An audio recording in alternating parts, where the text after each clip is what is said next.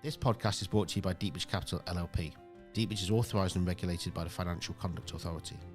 Please note that investments discussed are both illiquid and high risk and won't be suitable for all investors and should be considered as part of a diversified portfolio. The content of this podcast should not be construed as financial or taxation advice. We recommend investors seek appropriate professional financial advice. Any views expressed may no longer be current and may have already been acted upon.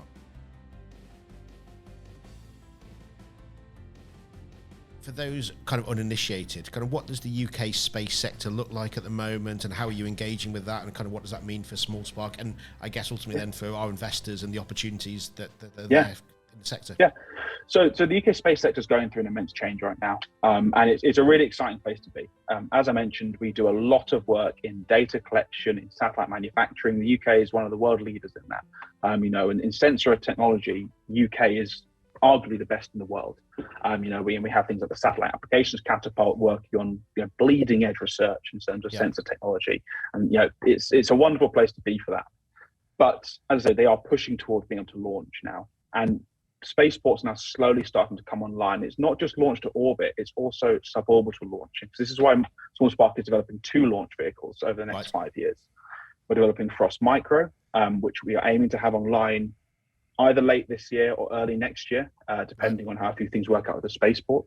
And that'll be a suborbital launch vehicle. So that's going to be a very, very cheap vehicle to fly. We're talking sub £100,000, this vehicle. Right. And it'll be able to take up to 50 kilos to space for up to 200 seconds, then bring it back down again. And what this enables companies to do is, especially for small companies, it enables them to do validation of technology in microgravity in space-like environments for short periods of time, for multiple orders of magnitudes reduction in cost. It allows pharmaceutical companies to start doing microgravity research for various drugs. This is a market that is exploding right now. It's why the UK Space Agency has actually recently started commissioning studies into these kinds of markets, because we're talking with launch brokers and we're finding out these markets of sending stuff to space very briefly is growing immensely, especially in pharma, in research, groups in astrophysics research groups. I think it's a passion of mine. This very low cost ability is something the UK has not got and has never had. And it's something we're going to deliver to the UK within the next 12 months. And the spaceports will be there in Scotland and in Wales to allow us to do that. Which has a knock-on effect into all these other industries then as well. Well, this is the thing. It helps us because firstly, it's a nice revenue generator, but it has multiple effects for us. It lets us validate a lot of our technologies because we are using a common architecture between our vehicles. It'll be almost an identical engine that powers both our vehicles. So it allows us to gain heritage on our flight engines while generating revenue. And more importantly, it allows us to actually stimulate a lot of these early stage startups that couldn't have existed before, because the barrier to entry to validating space tech was so high before. You would have to spend millions to actually just test it in space. But we're now providing to the UK a much lower barrier of entry, where you only have to raise a few $100,000 really to actually start validating your tech in microgravity and in near vacuum environments. So we start to actually, hopefully, drive our own customer base up for the future by enabling them to actually get an easier start. So we want to really drive this growth. There's already a ton of space companies here, but we want it to be more. Because if the UK wants to be a world leader, we want to have as many startups in the space industry as possible. You look at the US, there's thousands of them. And the UK really needs to drive towards that. And that's why the government's pushing it. And it's why we've created Frost Micro, because we want to enable that as well. Great. So you've got Frost Micro, which is suborbital, and then you've got then Frost One. Yep. Frost One, is our orbital launch vehicle. We're aiming for that for late 2025, early 2026. Fantastic. And so it's built off a common architecture from Frost Micro. So Frost Micro tells us an awful lot about the system performance. So I think I would tell investors not to be too worried if they see the design of Frost Micro for Frost One iterate for a bit over the next few years. We have the initial. That's a fairly standard process for any kind of innovation. Absolutely. Exactly, it happens. We are pretty confident on the performance level of the vehicle, and we'll know more, and we'll just adjust the design based on what we learn from Frost Micro. From our tests of our prototype engines, they're performing beautifully. They're performing really, really well. Very, very happy. We're now starting to look into actually building our own dedicated test site rather than working with partners, because we want to get our testing cadence up. So Frost One is very much catering for the much larger market that the UK is going for. This is a market that's expected to be worth billions and billions over the next few years, and it's the launching of small satellites. We make so many of them here. Last numbers I checked, we're making maybe 30-40% of the world's small satellites, or these components for them within the UK. That's an immense market just in our back door. And again, if you can launch in a company you're manufacturing your system in, it's again reducing your cost. So it's again it's just leaning out the entire system. And that's what we're trying to do with all of our vehicle lines, take everything off that you don't need. I think we use the analogy, if you don't really care what car or vehicle your post is delivered in, you care it gets to you at a low cost, and a stamp doesn't cost you £500. It's efficiency, it's cost. It's all you get, it's cost efficiency.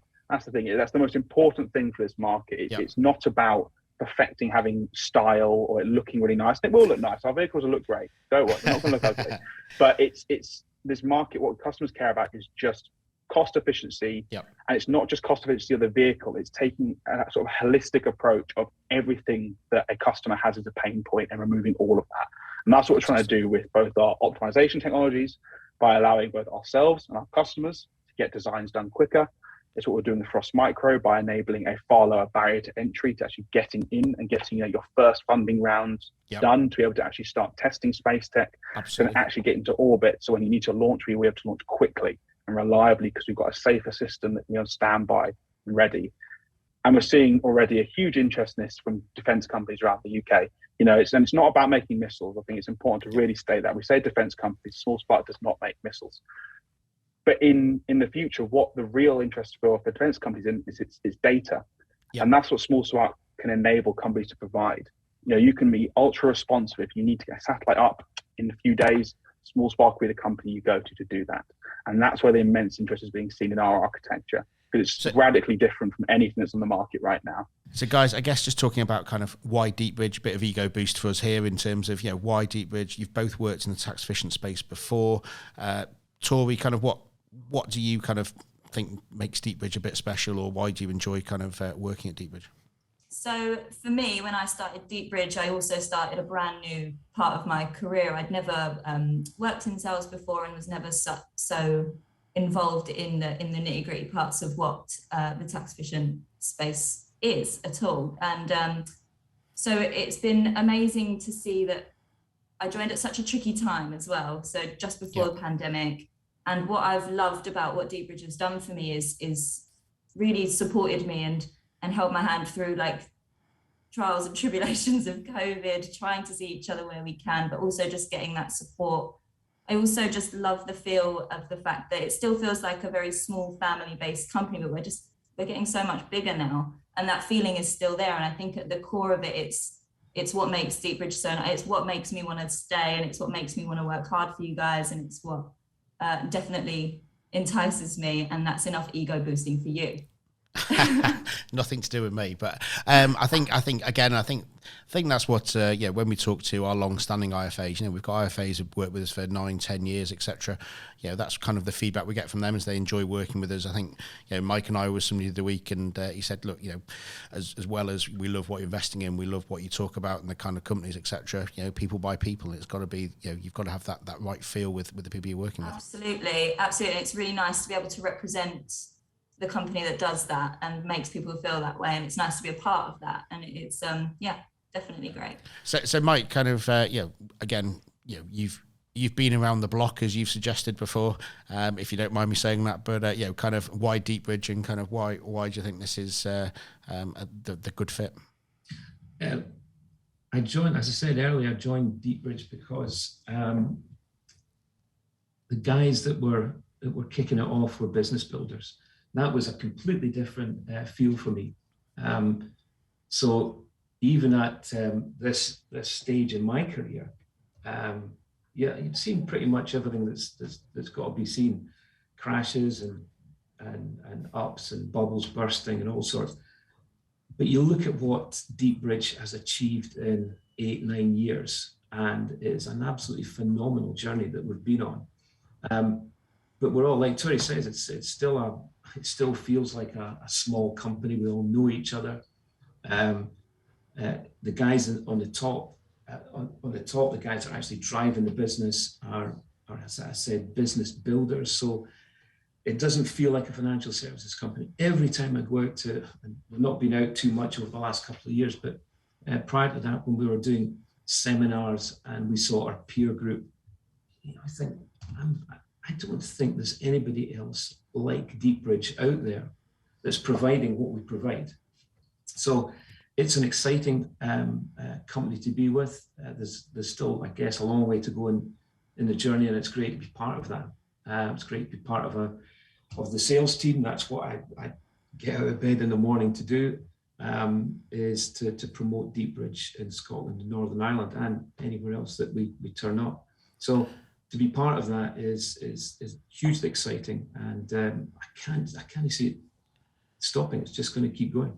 You see, I thought you got out of bed in the morning because nature called, Mike. I thought that was mainly at your age, but No, but I've got plastic sheets, but.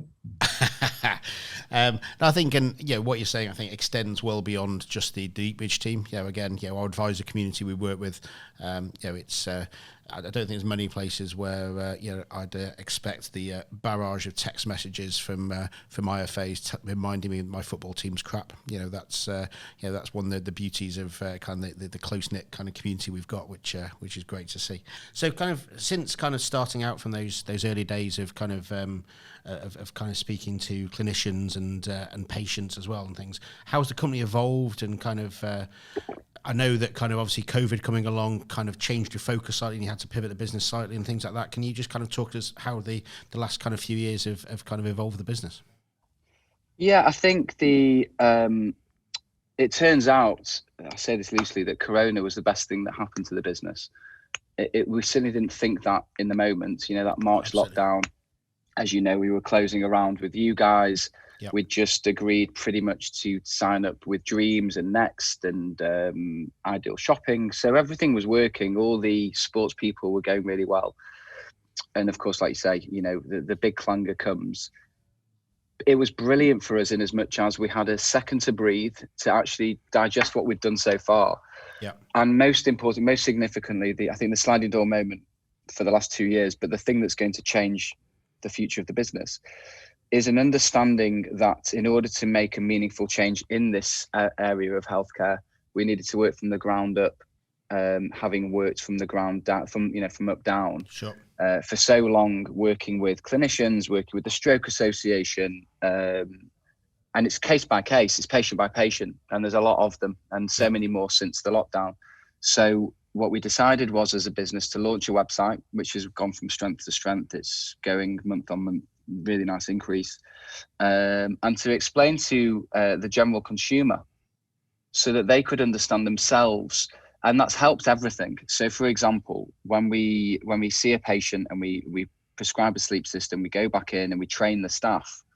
Now, rather than train the staff on a piece of equipment that looks alien to them, that's just another job and I'm just another pain in their backside, we start by asking them about their sleep and their sleep posture. And invariably, because we just did a YouGov poll to prove it, I think it said that 82% of us sleep in an awful position. So a nice piece of independent validation. Absolutely. Yeah. And it's all common sense. Just for clarity, Andrew, whilst I, clearly know my stuff and I'm asked all over the country, what I'm selling is just common sense and logic. Yep.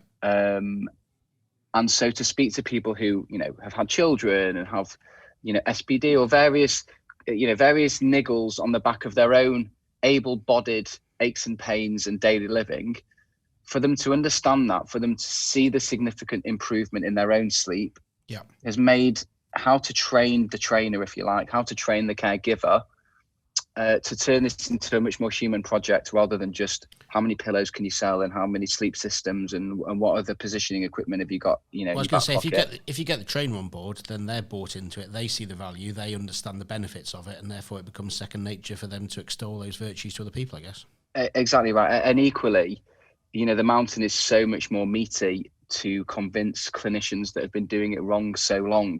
Absolutely. That they've been doing it wrong, and I suppose I'm not here to call anyone out. I'm no clinician myself. I'm a sleep practitioner and I've done all the various courses, but you won't see any of that on my CV.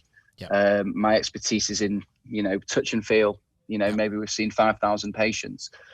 And I'm not saying that anyone's done a bad job. I think that we are heavily underfunded. The NHS is overburdened for sure.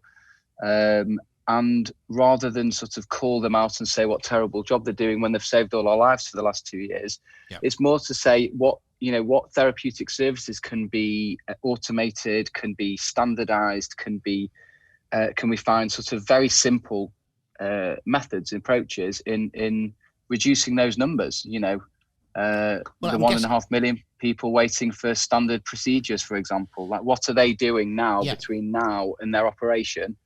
Are they seeing physio? Are they taking pain medication? If it's any of those things, can that be improved just on the simplicity of the position they fall asleep in at night? That's it. Nothing more. I was going to say, I guess, because the ultimate aim, I guess, for the kind of the nuts and bolts of why healthcare providers will be interested in this, it's about reducing people's stay in hospital and helping them recover quicker. I guess that's part and parcel.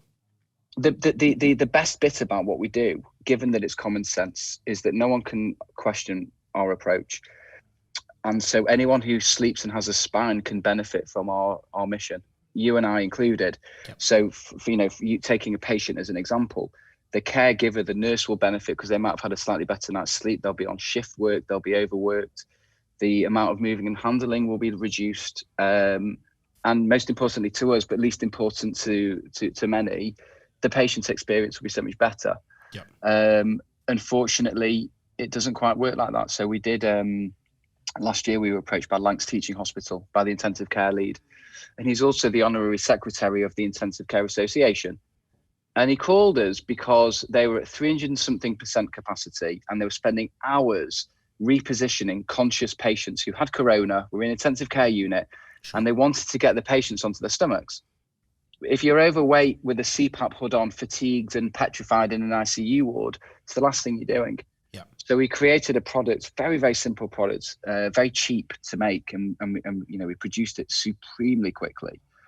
And it got patients on their stomachs, their oxygenation requirements down immediately, their oxygenation levels up immediately. But yet we only sold 5 systems to one hospital. Right. And that's because the system doesn't quite work. But what has worked on the other side of that is, like you say, educating those that are, physios, OTs, osteopaths in reselling our product, training students of physiotherapy and OT about the things that they need to consider, because I suppose a lot of these clinicians have been given a lot more work than they were originally signed up to do. The amount of paperwork they have to fill, whose role is positioning, is it OT, is it physio? It changes postcode to postcode. So it's just not the way to do it. The way to do it is to educate the world on a global problem, a global pandemic, which is sleep. So talking about kind of, the opportunities of today, we're in 2022, the world's a different place than it was 12 years ago when we started. As you alluded to, we've gone through the pandemic, etc. Kind of what are the kind of opportunities availing themselves to Deepbridge at the moment? I think the world's a different place than it was about 4 weeks ago. But, hopefully that won't go any further, but we'll see. But, there's always something going on and something changing. But certainly opportunities for Deepbridge in terms of what we do and how we do it is looking at our existing portfolio of companies and helping those companies scale it. And when we say helping them scale, it's not just a case of putting the money in. It's working hand in glove with them, looking for opportunities. We've developed our relationships on a global basis. Just a week ago, I was with somebody who helps look after the Qatari royal family. So what are we doing there? I don't quite know yet. But there's an opportunity because we know they want to be a global tech hub. So how can Deepbridge investee companies work with the Qataris or whoever it is? Australia is a huge opportunity for us. Nobody does what we do in Australia. We've been very well received. We've invested in 4 companies, brought them to the UK. That's pretty unique. And we continue to develop that relationship in Australia with both federal and state governments and University of Queensland and others. And in fact, I'm going next week after 2.5 years. My wife thinks I'm going on holiday, but I'm not. So it'll be a good week. And then we're also looking at rekindling some of our connections in the US. In fact, our very first investment was a US company, and it was a spin out from the Palo Alto Research Center. So we want to develop that further. I think the opportunities of a Deepbridge are huge to continue doing what we're doing in EIS, but also expand upon that into deeper tech. Absolutely, and I think that's the key thing is that we are committed to the EIS market. We understand the benefits and the value of EIS, and I think as you alluded to earlier, why wouldn't we use EIS to support our companies? And at the same time, it's kind of why wouldn't investors use EIS when they've got the opportunities, because it's a world-renowned scheme. I think it's we've looked at all the different schemes around the planet. EIS, SEIS, and to some degree VCT are without doubt the most significant tax-efficient products on the planet. Absolutely. I would say that for the vast majority, they are suitable, but not for everybody. Yep. And I think certainly in our time in EIS, so maybe 10 years, I think there's been a substantial change in how people operate in that space. There are some excellent EIS managers in this country, and a lot of them we work hand in glove with. Yep. So starting at the beginning, can you just kind of tell us a little bit of background to LCC, how it was founded, why you started it, kind of the market you're looking to solve, that kind of thing? Yeah, absolutely. So we co-founded the company in 2014, Andrew. So it's 8 years ago now, if you can believe it. We both sadly I can. I remember seeing you, so yeah, I can. Yeah, we were both a bit younger and absolutely possibly slightly more handsome back then. But no, I had finished my PhD at the Department of Chemistry in the University of Liverpool in 2012. And I was very fortunate that there was a cancer research company starting off in the Royal Hospital just down the road in Liverpool. Okay. So I handed in my CV there before I graduated. Fortunately got the position. Spent a couple of years then up to 2014 doing some cancer research. And I was essentially a customer of the company that I was about to found. So I was purchasing commercially available chemical components to do my research to discover new cancer drugs. So cancer drugs and pharmaceutical agents are made up of components the same way anything is, like a car, for example. So as I was learning how to do cancer research, one of my former colleagues in my research group at the University of Liverpool discovered some really fantastic chemical technologies that provide access to a wide variety of these novel components that can be used to piece together to discover and develop new drugs, not only for oncology, but they're non-therapeutic specific, Andrew, which means they can be used in different combinations with other commercially available components to make a wide range of small molecule drugs, whether that be for oncology, respiratory illnesses, central nervous system, neurology. So I saw that opportunity when I went for a coffee with my old colleagues in my research group. They told me about the technology they discovered, and putting two and two together, I could see the opportunity that presented itself, because coincidentally, Andrew, there was a real shift in pharmaceutical activities in the R&D space at that time. So the pharma R&D community has suffered diminished returns over the last 10 to 15 years. For every pound spent on R&D, they used to be getting a 20% return, and now they're only getting about a 2% return, 2 to 5%. It started to rise a little bit again, but essentially the regulatory bodies continually raise the bar on new drug approvals, right? They need to be better, more targeted, more selective. If they're they need to kill the cancer and not harm the rest of the body. They need to be cost effective, no side effects. So the regulatory bar keeps getting higher and higher, which means it's harder to discover the new drugs and I guess that brings costs with it as well. Exactly, yeah. Just the amount of steps you need to go to refine the drug to meet the higher bars across the therapeutic window is very, very difficult. So that's, it's made drug discovery a lot more challenging. And so this, scientists being innovative as they always are and love to be, set themselves a challenge and, commercially had to resolve this situation and start working better, smarter, more efficiently. And one of the key ways they identified to work more efficiently and increase the chances of discovering a drug and reducing the development timelines was to make the drug chiral. And this concept of chirality is the key USP of Liverpool Chiralchem LCC. Our technology allows us to produce chirally pure components And just to quickly, I was going to say, for lay people, can you quickly explain? I know you've done it to me over the years, but can you quickly explain kind of what chirality means? Yeah, so this is where I start to wave my hands again at you, Andrew. So essentially, when you think of chirality, you can think of your left and your right hands. They are what you call non-superimposable mirror images. And in layman's terms, that means your left hand only fits your left glove, and vice versa for the right hand and the right glove. So when you make a chiral drug, it means that the drug has forms that are essentially, they differ in the way your left hand differs from your right. They're made up of the same pieces, they're just arranged differently in three-dimensional space.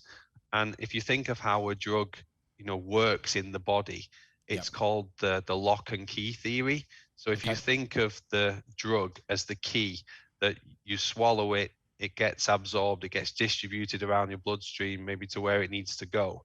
And then that biological drug as the key needs to fit the biological pocket of the active site within your body to switch a biological process on or off, to kill a cell or to stop the pain receptor for a headache or whatever it may be, reduce the inflammation.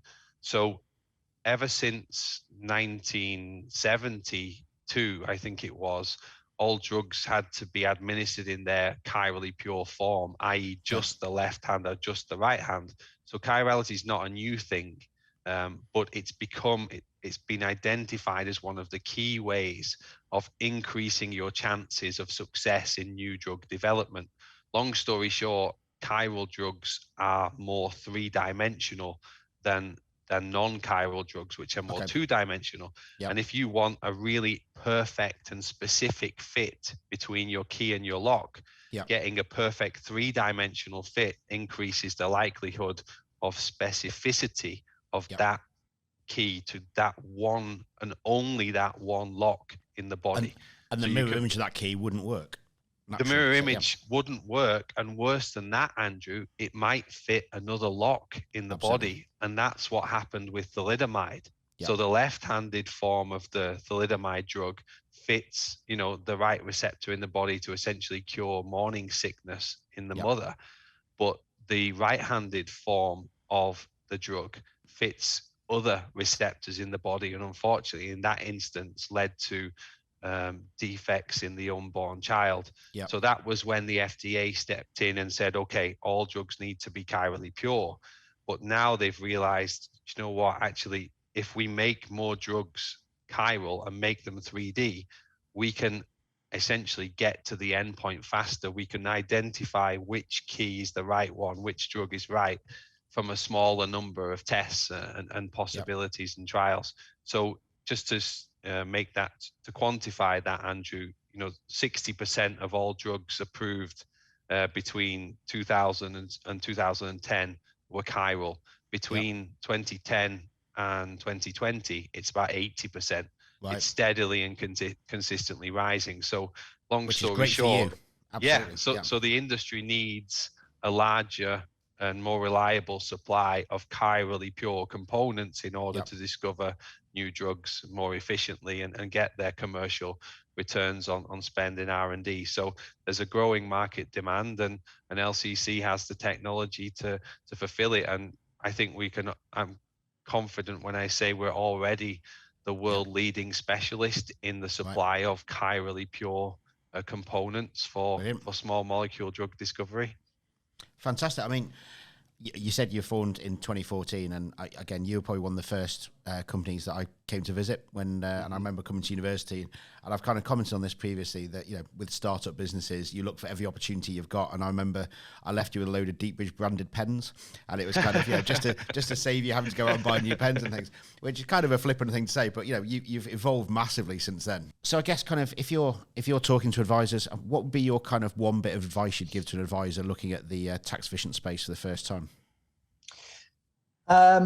So often the first bit of business is the riskiest bit of business, because it might be for a new client, it might be for a high net worth client who you haven't previously considered these sorts of investment for. And generally the one bit of business writer or the occasional business writer can create a risk, because focused on that, and it can sometimes make PI insurers nervous or compliance firms nervous. So all I would say is try and future-proof the work that you're doing as much as you possibly can. So think ahead to 5 years' time, 10 years' time, when you might be wanting to sell your advice business, and imagine what somebody coming in and saying, okay, let's have a look at the quantum of high risk business that you've written. Let's have a look at some of those client files. What might they expect to see in 3, 5, 10 years' time?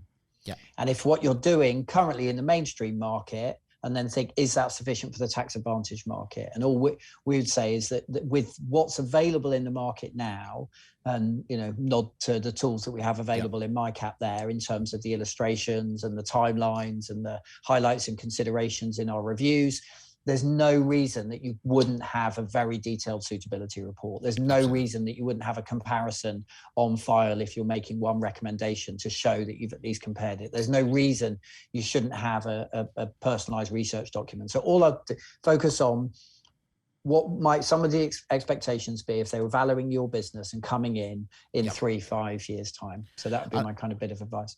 Yeah, I think that's absolutely personal. I think when several years ago, and since might have changed, but I remember speaking to Issa, the Director General there at the time, who obviously we both know, and Mark was saying at the time that actually the stats for number of complaints and the percentage of complaints about EIS and VCT business was extremely low in the market, and that was partly because so much soft facts, so much was put into suitability reports to make sure that they were heavyweight, etc. And I guess as EIS, VCT, etc. become more commonly used, I hate to use the word mainstream, but more commonly used by advisors, I guess it's about making sure that those standards don't slip as they become more confident. And I guess your tools kind of help them and empower them to do that. Yeah. And I think that, in reference to that mainstream, it's often thrown around. I think that what's happening is it's becoming more mainstream as part of a financial planning proposition. Absolutely. Even though the investments themselves, aren't necessarily considered mainstream because of the risks that are potentially associated with them and appropriateness and suitability of those investments. So I think that advisors quite rightly are looking at these sorts of investments. It's great to see that the complaints on them are low. Unfortunately, when there is one and there's a noticeable thing, it's in the financial trade press, but if you look at it in the context of numbers, I remember one particular sort of high profile one, I would imagine it would be low, and this is where the compliance functions are doing their job, and compliance used to be in the basement and it's now in the boardroom, and quite rightly so, as it should be. Absolutely. Thank you for joining us. If you have any subject you'd like us to discuss in future podcasts, please email us at discovery@deepbridgecapital.com. This podcast was brought to you by Deepbridge Capital LLP. Deepbridge is authorised and regulated by the Financial Conduct Authority. Please note that investments discussed are both illiquid and high risk and won't be suitable for all investors and should be considered as part of a diversified portfolio. The content of this podcast should not be construed as financial or taxation advice. We recommend investors seek appropriate professional financial advice. Any views expressed may no longer be current and may have already been acted upon.